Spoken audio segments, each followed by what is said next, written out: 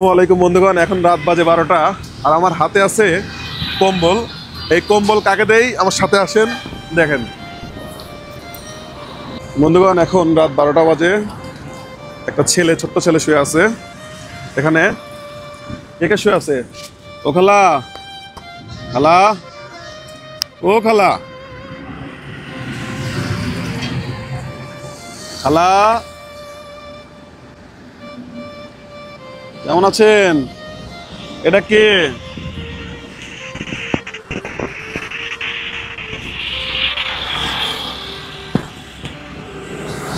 এটা কি হয়? কি হয় এটা? ছেলে? আরেকটা আছে নাকি? কই দেখি। এটা কি? দুটোই ছেলে। ওর বাবা কই? কাম করে? ও, কি কাম করে? দেশের বাড়ি কোথায়?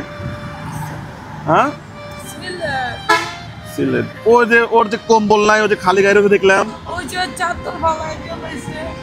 কম্বল নাই, লেপ নাই, লেপ কম্বল নাই, কিচ্ছু নাই। না, থাক থাক থাক। সরকার কিছু দেয় না? বাড়িঘর, বাড়িঘর কি হয়েছে? বাড়িঘরে আমার জায়গা আছে, আমার টাকা জায়গা পাইছি, এখন আমার ঘরের প্রয়োজন, আমার টিন নাই। স্বামী কি কাজ করে? সে তো মনে করেন যেটা পায় এটাই করে। এটা ছেলে না মেয়ে? দুটাই ছেলে। এই কতদিন এরকম কাজতলায় থাকেন?